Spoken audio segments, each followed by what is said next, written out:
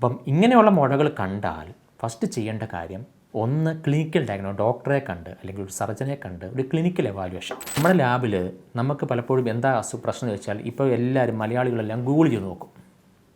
അപ്പോൾ തൈറോയിഡിന് പ്രശ്നമുണ്ട്, ഉടനെ പോയി ലാബിൽ പറയും തൈറോയ്ഡ് ടെസ്റ്റ് ചെയ്യാൻ പറയും. തൈറോയ്ഡ് ടെസ്റ്റ് ചെയ്യാൻ പറഞ്ഞാൽ ലാബുകാർ T3 T4 മാത്രമേ നോക്കുകയുള്ളൂ.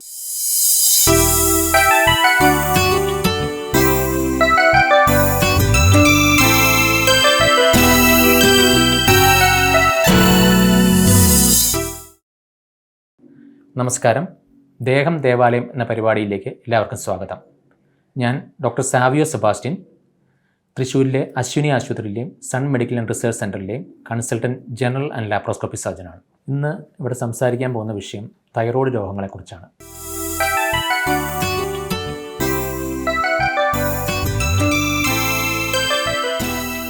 നമുക്കെല്ലാവർക്കും അറിയാം, തൈറോയ്ഡ് ഗ്രന്ഥി എന്ന് പറഞ്ഞാൽ ഏകദേശം ഒരു 15 തൊട്ട് 20 ഗ്രാം വെയിറ്റുള്ള ഒരു പതപ്പ പോലത്തെ ഗ്രന്ഥി നമ്മുടെ കഴുത്തിൻ്റെ നടുഭാഗത്ത് ആകട്ട് സ്ഥിതി ചെയ്യുന്ന ഗ്രന്ഥിയാണ്.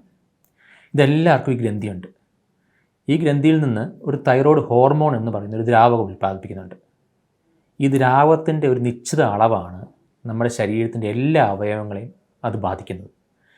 അതിൻ്റെ ഒരു നിശ്ചിത അളവിൽ കുറഞ്ഞു പോവുകയോ കൂടുകയോ ചെയ്താൽ ശരീരത്തിൻ്റെ പ്രവർത്തനത്തിന് വ്യത്യാസം വരാം. ഈവൻ നമ്മുടെ ഹാർട്ടിൻ്റെ ബീറ്റ്, തലച്ചോറിൻ്റെ പ്രവർത്തനം, ഈവൻ നമ്മുടെ സ്കിന്നിൻ്റെ ടെക്സ്ചർ പോലും അതിനെ ഡിപ്പെൻഡ് ചെയ്താണ് നിൽക്കുന്നത്. ഇനി തൈറോയ്ഡ് രോഗങ്ങളെ നമുക്ക് രണ്ടായിട്ട് തിരിക്കാം. ഒന്ന്, ഈ തൈറോയ്ഡിൽ നിന്നുണ്ടാക്കുന്ന ഹോർമോൺ, തൈറോയ്ഡ് ദ്രാവകത്തിൻ്റെ അളവ് കൂടുകയോ കുറയുകയോ ചെയ്യുന്ന അസുഖങ്ങൾ. രണ്ടാമതായിട്ട് തൈറോയ്ഡ് ഗ്രന്ഥിയിൽ വരുന്ന മുഴകൾ. നമുക്ക് ആദ്യത്തെ കാറ്റഗറി തൈറോയ്ഡ് ഗ്രന്ഥി ഹോർമോൺ വ്യത്യാസങ്ങൾ. തൈറോയ്ഡ് ഞാൻ ആദ്യം പറഞ്ഞു, തൈറോയ്ഡ് ഹോർമോൺ നമ്മുടെ ശരീരത്തിൻ്റെ എല്ലാ അവയവങ്ങളുടെയും പ്രവർത്തനത്തിന് ആവശ്യമാണ്. ആ ഹോർമോണിൻ്റെ അളവ്, ബ്ലഡിനകത്തുള്ള അളവ് കുറഞ്ഞ എന്ന് പറഞ്ഞാൽ ഹൈപ്പോ തൈറോയിഡിസം. ഇന്ന് ഭയങ്കര സർവ്വസാധാരണമായ കോമൺ ആയിട്ടുള്ള അസുഖമാണ്. ഇതിന് പല കാരണങ്ങളുണ്ട്. അതിൻ്റെ ഒരു കാരണമാണ്, കോമൺ ആയിട്ടുള്ള അസുഖമാണ് കൺജെൻറ്റൽ ഹൈപ്പോ തൈറോയിഡിസം എന്ന് പറയും. എന്ന് പറഞ്ഞാൽ ജനിക്കുന്ന കൊച്ചു തൊട്ട് കൊച്ചിന് അന്ന് മുതൽ തന്നെ ഹൈപ്പോ തൈറോയിഡിസം. അതിന് കാരണം, സാധാരണ ഹൈപ്പോ തൈറോയിഡിസം ഉള്ള സ്ത്രീ ഗർഭം ധരിച്ച് കൊച്ചുണ്ടാകുമ്പോൾ ആ കുട്ടിക്ക് ഒരു 70% ചാൻസ് ഉണ്ട് കൺജെൻറ്റൽ ഹൈപ്പോ തൈറോയിഡിസമായി മാറാൻ. രണ്ടാമതായിട്ട് തൈറോയ്ഡൈറ്റിസ്. ഇപ്പം നമ്മുടെ നാട്ടിൽ പടർന്നു പിടിക്കുന്ന വൈറൽ ഇൻഫെക്ഷൻസ്, ഡെങ്കു, കൊറോണ, ഇങ്ങനെയുള്ള അസുഖങ്ങൾ കാരണം തൈറോയ്ഡ് ഗ്രന്ഥിയെ കുറച്ച് നാളത്തേക്ക്, ചിലപ്പോൾ ഷോർട്ട് ടൈം പീരീഡ് ആയിരിക്കാം, ചിലപ്പോൾ ലൈഫ് ലോങ് ആയിട്ട് ഷട്ട് ഡൗൺ ചെയ്ത് പോകാം. ഈവൻ ബാക്ടീരിയൽ ഇൻഫെക്ഷൻ, ഇപ്പം ന്യൂമോണിയ ബാധിച്ചാൽ പോലും തൈറോയ്ഡ് ഗ്രന്ഥി അഫക്റ്റ് ചെയ്യാം. അതുപോലെ തന്നെ ഒരു തൈറോയ്ഡൈറ്റിസ് ആണ് ഓട്ടോ ഇമ്മ്യൂൺ തൈറോയ്ഡൈറ്റിസ് എന്ന് പറയും. എന്ന് പറഞ്ഞാൽ അതിനൊരു വേറെ പേരുണ്ട്, ഹാഷിമോട്ടോസ് തൈറോയ്ഡൈറ്റിസ് എന്ന് പറയും. എന്ന് വെച്ചാൽ നമ്മുടെ ശരീരത്തിലെ നമ്മളെ പ്രൊട്ടക്റ്റ് ചെയ്യേണ്ട ആൻറ്റിബോഡീസ് ഉണ്ട്, നമ്മുടെ സെക്യൂരിറ്റിക്കാരൻ. നമ്മുടെ സെക്യൂരിറ്റിക്കാരൻ നമ്മളെ ഇപ്പോൾ വെടിവെച്ചാൽ ഉണ്ടാകുന്ന അസുഖം, അതാണ് ഓട്ടോ ഇമ്മ്യൂൺ ഡിസോർഡേഴ്സ് എന്ന് പറഞ്ഞാൽ. ഈ അസുഖം കോമൺ ആയിട്ട് ഓട്ടോ ഇമ്മ്യൂൺ ഡിസോർഡർ ബാധിക്കുന്ന ഒരു അവയവമാണ് തൈറോയ്ഡ്. ഓട്ടോ ഇമ്മ്യൂൺ തൈറോയ്ഡൈറ്റിസ് എന്ന് പറയും. ഇത് കാരണം ഹൈപ്പോതൈറോയിഡിസം, തൈറോയ്ഡ് ഗ്രന്ഥിയിലെ ഹോർമോൺ ഉണ്ടാക്കുന്നത് കുറഞ്ഞു പോകാം. പോസ്റ്റ് തൈറോയ്ഡക്ടമി പേഷ്യൻസ്, തൈറോയ്ഡിൻ്റെ ഓപ്പറേഷൻ കഴിഞ്ഞ പേഷ്യൻസ്, ഇവർക്ക് ഹൈപ്പോതൈറോയിഡിസം കാണാം. ഇങ്ങനെ പല കാരണം കൊണ്ട്. പിന്നെ ചില മരുന്നുകൾ, ഡ്രഗ്സ് കഴിക്കുന്നവർക്ക്, ഇപ്പം സ്ട്രെസ്സ് കൂടുന്നവർക്ക്, ആൽക്കഹോളിക് മദ്യം കഴിച്ചാൽ, ചില വെജിറ്റബിൾസ് നമ്മൾ കേട്ടിട്ടുണ്ടാവും, ഗോയിട്രോജൻസ് എന്ന് പറഞ്ഞിട്ട് അയഡിൻ ഡെഫിഷ്യൻസി ഉണ്ടാക്കുന്ന ക്യാബേജ്, ബ്രോക്കോളി, അത് അങ്ങനെയുള്ള ചില ഡ്രഗ്സ്. പണ്ട് നമ്മുടെ നാട്ടിൽ അയഡിൻ ചേരാത്ത ഉപ്പുകളാണ് കിട്ടിയിരുന്നത്. ഇപ്പം എല്ലാ ഉപ്പുകളും അയഡിനൈസ്ഡ് ആയതുകൊണ്ട് അയഡിൻ ഡെഫിഷ്യൻസി വരാറില്ല. അയഡിൻ ഡെഫിഷ്യൻസി ഹൈപ്പോതൈറോയിഡിസം ഉണ്ടാക്കാം.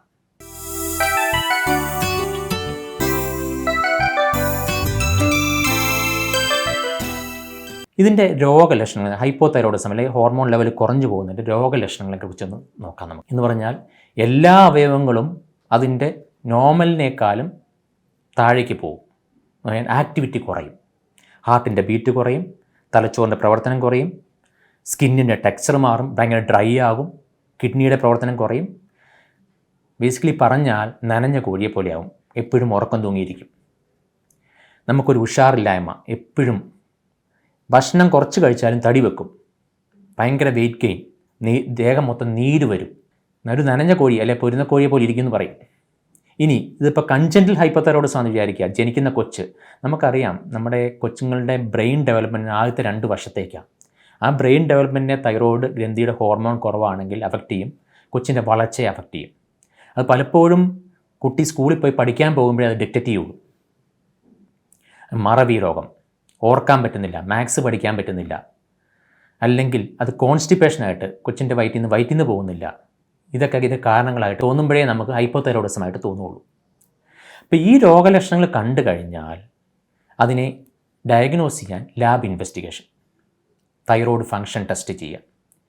ഇനി ഇത് ഫങ്ഷൻ ടെസ്റ്റിനെ കുറിച്ച് പറയുന്നതിന് മുമ്പ് അടുത്ത സെക്കൻഡ് കാറ്റഗറി ഹൈപ്പർ തൈറോയിഡിസം എന്ന് പറഞ്ഞാൽ നമ്മുടെ ശരീരത്തിലുള്ള തൈറോയ്ഡ് ഹോർമോൺ, ബ്ലഡിലുള്ള തൈറോയ്ഡ് ഹോർമോൺ ലെവൽ കൂടുക. ഇന്ന് പല ടൈപ്പുകളുണ്ട്. Primary hyperthyroidism, secondary hyperthyroidism, tertiary എന്നൊക്കെ പറഞ്ഞ് പല തരങ്ങളുണ്ട്. നമുക്ക് കോമൺ ആയിട്ട് കാണുന്നത് primary and secondary hyperthyroidism എന്ന് പറയും. പ്രൈമറി ഹൈപ്പർ തൈറോയിഡിസം എന്ന് പറഞ്ഞു കഴിഞ്ഞാൽ യങ് ഫീമെയിൽസ്, ഒരു 14, 20, 25 വയസ്സുള്ള സ്ത്രീകളിൽ തൈറോയ്ഡ് ഗ്രന്ഥിയിൽ മുഴകളോ ഒന്നുമില്ലാതെ തൈറോയ്ഡ് ഹോർമോൺ ലെവൽ കൂടി നിൽക്കും. ഇവർക്ക് യൂഷ്വലി കാണുന്ന സിംറ്റം രോഗലക്ഷണങ്ങൾ എന്ന് പറഞ്ഞാൽ ന്യൂറോളജിക്കൽ സിംറ്റംസ് ആയിരിക്കും.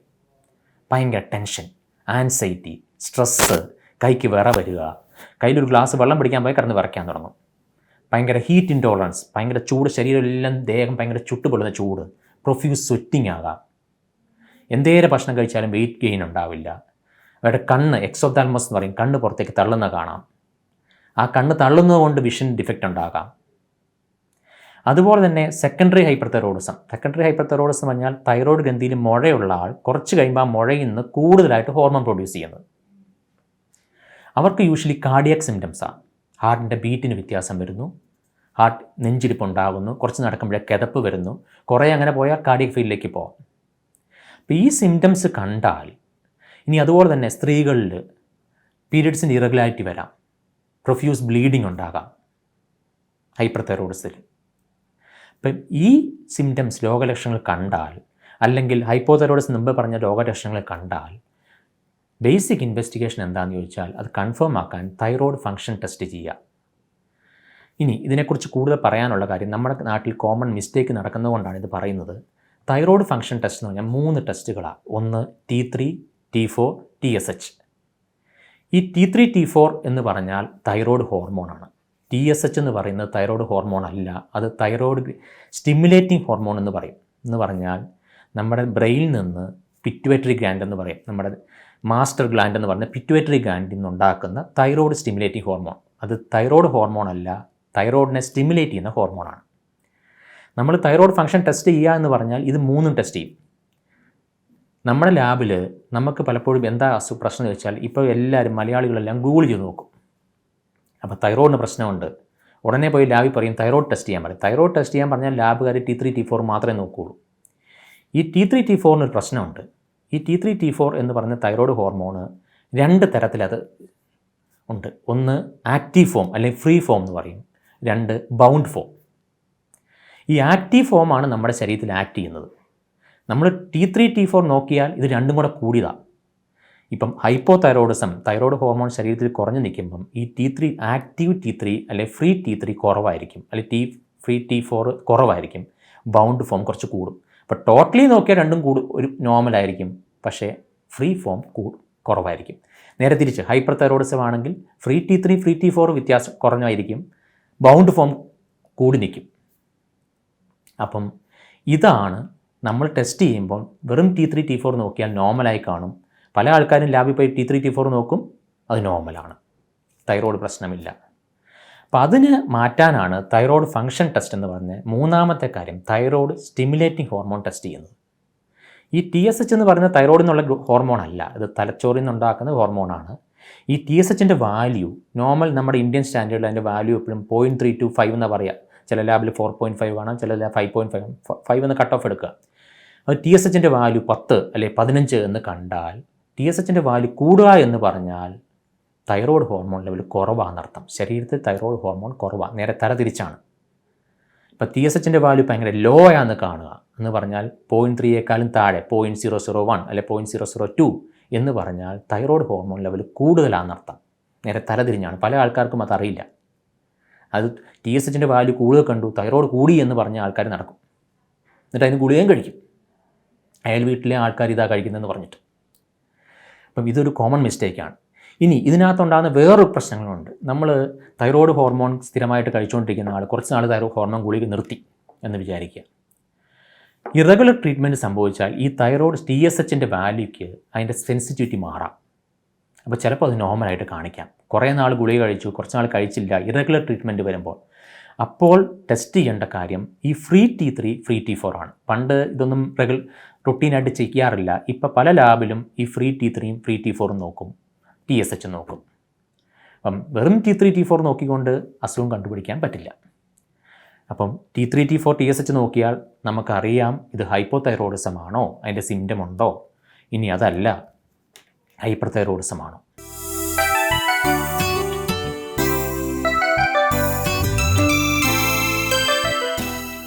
ഇനി ഇതിൻ്റെ ചികിത്സാ രീതികൾ. ഹൈപ്പോതൈറോയിഡിസം എന്ന് പറഞ്ഞാൽ നമ്മുടെ ശരീരത്തിൽ തൈറോയ്ഡ് ഹോർമോൺ ഇല്ല, അല്ലെ കുറവാണ്. അപ്പോൾ അതിനെ റീപ്ലേസ് ചെയ്യുക. നമ്മൾ ഹോർമോൺ കുറവാണെങ്കിൽ അതിനെ റീപ്ലേസ് ചെയ്യുക.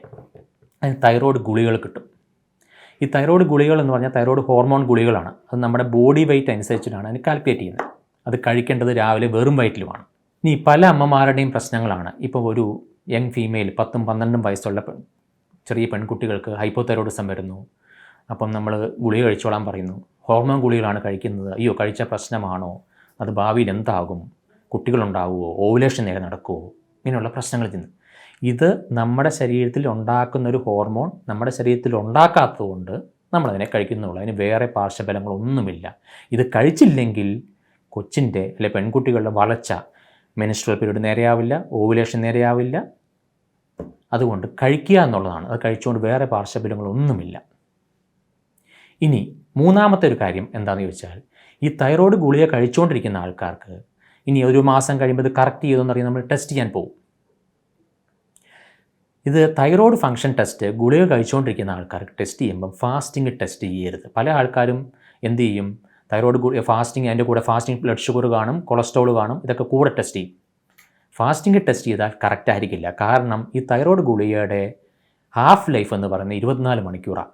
നമ്മൾ രാവിലെ 6 മണിക്ക് തൈറോയ്ഡ് ഗുളിക കഴിച്ചു, പിറ്റേ ദിവസം 5 മണിയാകുമ്പോൾ അതിൻ്റെ എഫക്റ്റ് കഴിഞ്ഞു. നമ്മൾ പിറ്റേ ദിവസം 6-7 മണിയാകുമ്പോൾ ബ്ലഡ് ടെസ്റ്റ് ചെയ്യാൻ പോകുന്ന ഫാസ്റ്റിങ്ങിൽ നോക്കുമ്പോൾ തൈറോയ്ഡ് ഹോർമോൺ പിന്നെയും കുറവ്. അപ്പോൾ ഡോസ് പിന്നെയും കൂട്ടും. വെറുതെ ഡോസ് കൂട്ടിക്കൊണ്ടിരിക്കുന്നതല്ലാതെ ഇത് കറക്റ്റ് ആവില്ല.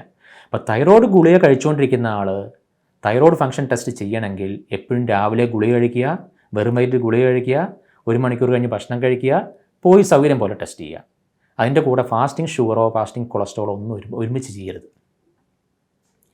ഇനി hyperthyroidism, thyroid hormone level കൂടിപ്പോവുക. ഇതിന് 3 ചികിത്സാ രീതികളാണുള്ളത്. 1 ഗുളികകൾ, ആൻറ്റി തൈറോയ്ഡ് ഡ്രഗ്സ് എന്ന് പറയും. 2 സർജറി. 3 radio iodine treatment. ഇതെങ്ങനെയാണ് ട്രീറ്റ്മെൻറ്റ് വെച്ചാൽ, നമ്മൾ ഈ പ്രൈമറി ഹൈപ്പർ തൈറോയിഡിസം അല്ലെങ്കിൽ സെക്കൻഡറി ഹൈപ്പർ തൈറോയിഡിസം കണ്ടു കഴിഞ്ഞാൽ, അത് കൺഫേംഡ് ആയാൽ തുടങ്ങുന്നത് ഗുളിക കഴിക്കാൻ തുടങ്ങാൻ പറയും. ആൻറ്റി തൈറോയ്ഡ് ഡ്രഗ്സ് കഴിക്കുക, തൈറോയ്ഡ് ഹോർമോൺ എതിരായിട്ടുള്ള ഡ്രഗ്സ്. ഇത് യൂഷ്വലി ഒരു 6 ആഴ്ച പിടിക്കും നമുക്കിതിനെ ഒന്ന് കൺട്രോൾ ആയിക്കട്ടെ. സ്ലോ ആയിട്ടേ കൺട്രോൾ ചെയ്യുള്ളൂ. കൺട്രോൾ ആയിക്കഴിഞ്ഞാൽ പ്രൈമറി ഹൈപ്പർ തൈറോയിഡിസം, ഞാൻ ആദ്യം പറഞ്ഞ പോലെ ചെറിയ സ്ത്രീകളിൽ കഴുത്തിൽ മുഴകളോ ഒന്നും ഉണ്ടാവില്ല. നമ്മൾ കൺട്രോൾ ആയി കഴിഞ്ഞ് കഴിഞ്ഞാൽ പയ്യെ ഹോർമോൺ ഈ ആൻറ്റി തൈറോയ്ഡ് ഡ്രഗ്സിൻ്റെ ഡോസ് കുറയ്ക്കും. ഒരു 70% ആൾക്കാർക്ക് ഇത് പ്രശ്നം ഉണ്ടാവില്ല. പയ്യെ കൺട്രോളായി വരും. ഒരു 30-40% ആൾക്കാർക്ക് പിന്നെയും ബൗൺസ് ചെയ്യും. ഡോസ് കുറയ്ക്കും തോറും പിന്നെയും കൂടിക്കൊണ്ടിരിക്കും. അപ്പം ഗുളികകൾ പിന്നെയും റീസ്റ്റാർട്ട് ചെയ്യാം. പക്ഷേ ഈ ഗുളികയ്ക്ക് ആൻറ്റി തൈറോയ്ഡ് ഡ്രഗ്സിൻ്റെ ഒരു ഡ്രഡ് കോംപ്ലിക്കേഷൻ ഉണ്ട്, ഫാറ്റൽ കോംപ്ലിക്കേഷൻ ഉണ്ട്. എഗ്രാനുലോസൈറ്റോസിസ് എന്ന് പറയും. നമ്മുടെ ശരീരത്തിലെ ബ്ലഡിൻ്റെ കൗണ്ട് കുറഞ്ഞു പോകും ലോങ് ടൈം കഴിച്ചാൽ. അങ്ങനെയുള്ള ആൾക്കാർക്ക് പ്രൈമറി ഹൈപ്പർ തൈറോയിഡിസം ആണെന്ന് നമ്മൾ കൺട്രോൾ ആകുന്നില്ല എന്ന് തോന്നിയാൽ റേഡിയോ അയോഡിൻ ട്രീറ്റ്മെൻറ്റ് എന്ന് പറയും. എന്ന് വെച്ചാൽ റേഡിയോ ആക്റ്റീവ് അയോഡിൻ 131. ഇത് ഒരു തുള്ളിമരുന്നാണ്. അത് കഴിക്കുക. ആ ഫോക്കസ് എവിടെയോ തൈറോയിഡിൻ്റെ ഫോക്കസിൻ്റെ കൂടുതലായിട്ട് ഉണ്ടാക്കുന്നതുകൊണ്ടാണ് തൈറോയ്ഡ് ഹോർമോൺ കൂടി പോകുന്നത്. അതിനെ അബ്ലേറ്റ് ചെയ്ത് കളയും. അതുകൊണ്ട് വേറെ പാർശ്വഫലങ്ങളൊന്നും ഉണ്ടാവില്ല. ഇനി സെക്കൻഡറി ഹൈപ്പർ തൈറോയിഡിസം, ഞാൻ പറഞ്ഞു തൈറോയ്ഡ് ഗ്രന്ഥിയിൽ മുഴയുള്ളവർക്ക് തൈറോയ്ഡ് ഹോർമോൺ ലെവൽ കൂടി പോകുന്നു. ഇവർക്ക് മുഴയുണ്ട്. നമ്മൾ ഹോർമോൺ ആൻറ്റി തൈറോയ്ഡ് ഡ്രഗ്സ് കഴിച്ച് കൺട്രോൾ ആക്കിയാലും പിന്നെയും മുഴയിൽ നിന്ന് കൂടുതൽ ഉണ്ടായിക്കൊണ്ടിരിക്കും. അപ്പം അങ്ങനെയുള്ളവരെ ആൻറ്റി തൈറോയ്ഡ് ഡ്രഗ്സ് കഴിച്ച് കൺട്രോളിലാക്കി കഴിഞ്ഞിട്ട് സർജറി ചെയ്ത് തൈറോയ്ഡ് ഗ്രന്ഥി എടുത്ത് കളയുക എന്നുള്ളതാണ്. അപ്പം ഹൈപ്പർ തൈറോയിഡിസിൻ്റെ ചികിത്സാ രീതിയിൽ മരുന്ന് വേണം, റേഡിയോയിനും വേണ്ടി വരാം, സർജറി വേണ്ടി വരാം. ഹൈപ്പർ തൈറോയിഡിസിൻ്റെ ചികിത്സാ രീതികൾ. ഇനി ആദ്യം പറഞ്ഞ പോലെ രണ്ടാമത്തെ കാറ്റഗറി ഓഫ് അസുഖം, തൈറോയ്ഡ് ഗ്രന്ഥിയിലെ മുഴകൾ. ഈ തൈറോയ്ഡ് ഗ്രന്ഥിയിലെ മുഴകൾ 2 തരത്തിലുണ്ട്. ഒന്ന് തൈറോയ്ഡ് ഹോർമോൺ ഡിപ്പെൻഡൻറ്റ് മുഴകൾ. തൈറോയ്ഡ് ഹോർമോണുമായിട്ട് ഈ പറഞ്ഞ തൈറോക്സിനുമായിട്ട് ബന്ധപ്പെട്ട മുഴകൾ, അല്ലെങ്കിൽ തൈറോയ്ഡ് ഹോർമോണുമായിട്ട് ബന്ധമില്ലാത്ത മുഴകൾ. ഈ ആദ്യത്തെ കാറ്റഗറി തൈറോയ്ഡ് ഹോർമോണുമായിട്ട് ബന്ധമുള്ള മുഴകൾക്ക് അത് സാധാരണ പ്രശ്നക്കാരനല്ല എന്ന് പറഞ്ഞാൽ, ഇപ്പം മനസ്സിലാകുന്ന രീതിയിൽ പറഞ്ഞാൽ, ഇപ്പോൾ hypo thyroidism, thyroid hormone level കുറഞ്ഞു പോയി, ഗ്രന്ഥി കൂടുതൽ വർക്ക് ചെയ്യും ഇത് ഉണ്ടാക്കാനായിട്ട്. അപ്പോൾ അത് തൈറോയ്ഡ് എൻലാർജ് ചെയ്ത് വരും, അവിടെ നോഡ്യൂളായിട്ട് മാറും. അങ്ങനെയാണ് മുഴകൾ ഉണ്ടാകുന്നത്. അല്ലെങ്കിൽ ഹൈപ്പർ തൈറോയിഡ്സ് കുറേ നാൾ ഹൈപ്പർ തൈറോയിഡ്സ് അടിക്കുമ്പോൾ നോഡ്യൂൾ ഉണ്ടാകും. ഇപ്പോൾ ഇവരെ നമ്മൾ തൈറോയ്ഡ് ഹോർമോൺ ടെസ്റ്റ് ചെയ്യുമ്പോൾ കൂടിയെന്നോ കുറഞ്ഞോ നിൽക്കുന്നതാണെങ്കിൽ യൂഷ്വലി അത് പ്രശ്നക്കാരനാണ്. എന്ന് പറഞ്ഞാൽ ക്യാൻസറസ് ആകാനുള്ള ചാൻസ് കുറവാണ്. അതിനെ ഹോർമോൺ കൺട്രോൾ ചെയ്താൽ മതി. ഹോർമോൺ ലെവൽ കുറഞ്ഞതാണ് കൂട്ടുക, കൂടിയതാണ് കുറയ്ക്കുക. യൂഷ്വലി അത് തന്നെ സെറ്റിലായി പോകും. അവനൊരിക്കലും പത്തോളജിക്കലാവില്ല. രണ്ടാമത്തെ കാറ്റഗറി തൈറോയ്ഡ് ഹോർമോണുമായിട്ട് ബന്ധമില്ലാത്ത മുഴകൾ. ഇവ തന്നെ രണ്ട് തരമുണ്ട്. ഒന്ന് നോൺ ക്യാൻസറസ് ഗോയിറ്റർ മുഴകൾ, രണ്ടാമത് ക്യാൻസറസ് മുഴകൾ. അപ്പം ഇതിൻ്റെ പ്രശ്നം എന്താണെന്ന് ചോദിച്ചാൽ, തൈറോയ്ഡ് ഗ്രന്ഥിയിൽ മുഴകൾ വന്നാൽ അതിന് രോഗലക്ഷണങ്ങളൊന്നും കാണുകയില്ല. നമ്മുടെ നാട്ടുകാരോ വീട്ടുകാരോ അല്ലെങ്കിൽ കൂട്ടുകാരോ പറയുക, നിനക്ക് കഴുത്തിൽ മുഴയുണ്ട്, അത് തൈറോയ്ഡ് ഗ്രന്ഥിയിലെ മുഴയാണ് എന്നാണ് കണ്ടുപിടിക്കുക. ഇപ്പം നമ്മൾ മുമ്പേ പറഞ്ഞ പോലെ മലയാളികൾ ഉടനെ ഗൂഗിൾ ചെയ്യുന്നു, നേരെ ലാബിൽ ചെല്ലുന്നു, തൈറോയ്ഡ് ടെസ്റ്റ് ചെയ്യും. അവർ T3, T4, TSH ടെസ്റ്റ് ചെയ്യുന്നു. അത് നോർമലാണ്. കാരണം ഇത് ഹോർമോണുമായിട്ട് ബന്ധപ്പെട്ട മുഴകളല്ല, അത് നോർമലാണ്. തൈറോയ്ഡ് ഹോർമോൺ ലെവൽ നോർമലാണ്, എനിക്ക് തൈറോയ്ഡ് മുഴയില്ല, ഡോക്ടറെ കാണാനും പോവുകയില്ല. ഇനി അവർ OPയിൽ വന്ന് ഡോക്ടറെ കാണാൻ വന്നാലോ, കണ്ടിട്ട് പറയുന്നത് നിങ്ങൾക്ക് തൈറോയ്ഡിൻ്റെ മുഴയാണ്, നിങ്ങളൊന്ന് സ്കാൻ ചെയ്യാം. ഡോക്ടറെ ഞാൻ തൈറോയ്ഡ് ടെസ്റ്റ് ചെയ്തതാണ്, ഇതിനകത്ത് തൈറോയ്ഡ് പ്രശ്നമില്ല, സമ്മതിക്കുകയില്ല. അപ്പം തൈറോയ്ഡ് ഹോർമോണുമായിട്ട് ബന്ധമില്ലാത്ത മുഴകൾ നമ്മൾ കണ്ടുപിടിക്കണമെങ്കിൽ ഒന്ന് കണ്ണ് തുറന്ന് നോക്കണം, അല്ലെങ്കിൽ പിടിച്ചു നോക്കണം, അല്ലെങ്കിൽ സ്കാൻ ചെയ്യണം. അപ്പം ഇങ്ങനെയുള്ള മുഴകൾ കണ്ടാൽ ഫസ്റ്റ് ചെയ്യേണ്ട കാര്യം, ഒന്ന് ക്ലിനിക്കൽ ഡയഗ്നോസ്, ഡോക്ടറെ കണ്ട് അല്ലെങ്കിൽ ഒരു സർജനെ കണ്ട് ഒരു ക്ലിനിക്കൽ എവാലുവേഷൻ. ക്ലിനിക്കൽ എവാലുവേഷൻ ഇപ്പം നമുക്കറിയാം ഇതിനകത്തെ പ്രശ്നം എന്താണെന്ന് വെച്ചാൽ, നമ്മളറിയാം ക്യാൻസറസ് മുഴകളാണെങ്കിൽ നമ്മൾ റുട്ടീനായിട്ട് ബേസിക്കായിട്ട് പറയുന്ന കാര്യം, ക്യാൻസർ മുഴകൾ ഭയങ്കര കല്ലിച്ചു വരുന്നു, ഭയങ്കര ഹാർഡായിരിക്കും, കട്ടി കൂടും. ഇതിനൊരു എക്സെപ്ഷനാണ് തൈറോയ്ഡ് ഗ്രന്ഥിയിലെ എസ്പെഷ്യലി തൈറോയ്ഡ് ക്യാൻസർ ഉണ്ട്, പാപ്പിലറി കാർസിനോമ എന്ന് പറയും.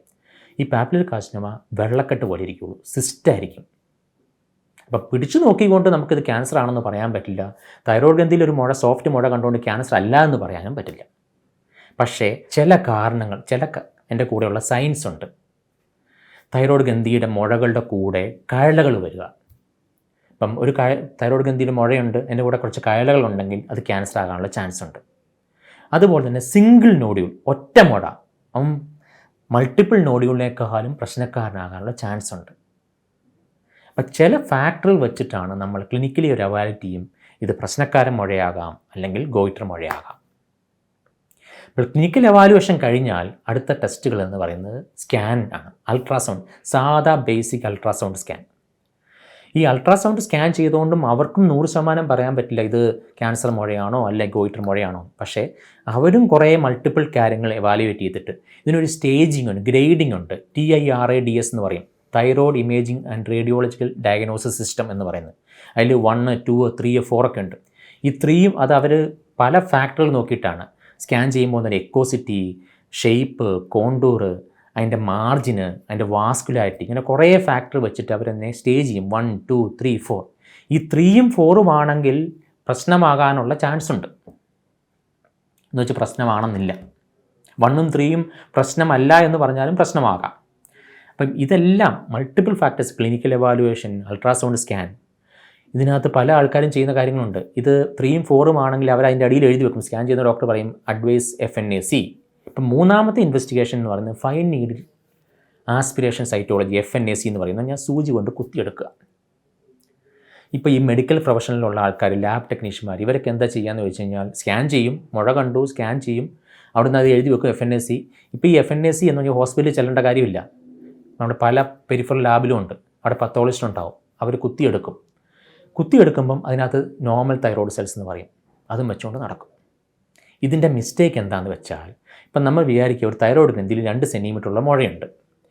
തൈറോയ്ഡ് ഗ്രന്ഥിയിലെ ക്യാൻസർ മുഴകൾ വന്നാൽ മാക്സിമം ഉണ്ടാകുന്ന സൈസ് 1.5 സെൻറ്റിമീറ്റർ അല്ലെങ്കിൽ 1 സെൻറ്റിമീറ്റർ. ഈ 2 സെൻറ്റിമീറ്ററിൽ ഒരു ഭാഗത്ത് മാത്രമേ ക്യാൻസർ കാണുകയുള്ളൂ, കുത്തുന്നത് മറ്റേ ഭാഗത്തായിരിക്കും.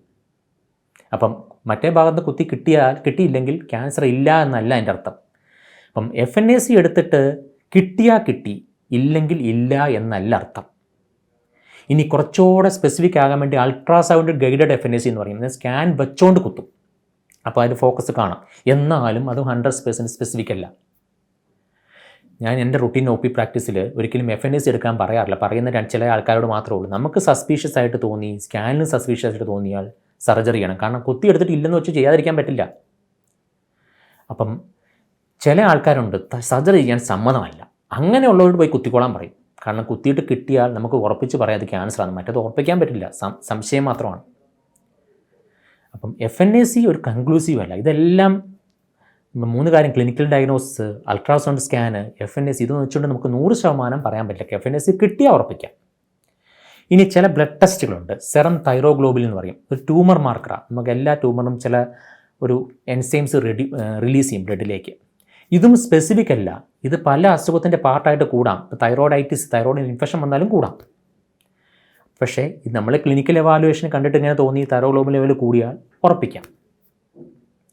അപ്പം ഇങ്ങനെയുള്ള മുഴകൾക്ക്, ഇപ്പം ഞാൻ പറഞ്ഞ ഹോർമോൺ ഡിപ്പെൻഡൻ്റ് അല്ലാത്ത, ഹോർമോണുമായിട്ട് ബന്ധമില്ലാത്ത മുഴകൾക്ക് ഇതിൻ്റെ ചികിത്സാ രീതി എന്ന് പറഞ്ഞാൽ സർജറിയാണ്, തൈറോയ്ഡക്ടമി. ഇനി ആദ്യത്തെ കാറ്റഗറി പ്രശ്നമില്ലാത്ത മുഴകൾ. പ്രശ്നമില്ലാത്ത മുഴകൾ എന്ന് പറഞ്ഞാൽ ഗോയിറ്റർ മുഴകൾ. ഇതിനെ എല്ലാത്തിനെയും പിടിച്ച് ഓപ്പറേറ്റ് ചെയ്യണമെന്നൊന്നുമില്ല. ചെറിയ മുഴകളാണ്, നമുക്ക് വെയിറ്റ് ചെയ്യാം, വാച്ച് ചെയ്യാം. ഇതെപ്പം ഗോയിറ്റർ മുഴകൾ ഓപ്പറേറ്റ് ചെയ്യണമെന്ന് വിചാരിച്ചാൽ അത് കംപ്രഷൻ സിംറ്റം ഉണ്ടാക്കുന്നതിന് മുമ്പ്, ഞാൻ തൈറോയ്ഡ് ഗ്രന്ഥി ഇരിക്കുന്ന കഴുത്തിന് സ്പേസ് കുറവാണ്. അപ്പം നമുക്ക് 3 മേജർ സാധനങ്ങൾ കഴുത്തിൽ കൂടെ പോകുന്നുണ്ട്. 1 ശ്വാസക്കോയിൽ, ട്രക്കിയ. 2 റിക്കറൻ ലാരിഞ്ചൽ നെർവ്, ശബ്ദം ഉണ്ടാക്കുന്ന നാഡി. 3 ഈസോഫാഗസ്, അന്നനാളക്കുഴൽ. ഇതിൻ്റെ മുകളിൽ കംപ്രസ് ചെയ്യാം. അപ്പം മുഴയുടെ സൈസ് കൂടുന്തോറും ശ്വാസക്കുഴലിൻ്റെ മുകളിൽ കംപ്രസ് ചെയ്യാൻ തുടങ്ങും. ഇങ്ങനെ ഇരിക്കുമ്പോൾ കുഴപ്പമില്ല, കിടക്കാൻ പറ്റില്ല, പരന്ന് കിടക്കാൻ പറ്റില്ല. തലവണ വെക്കാതെ കിടക്കുന്നവർ തലവണ വെച്ച് കിടക്കാൻ തുടങ്ങും.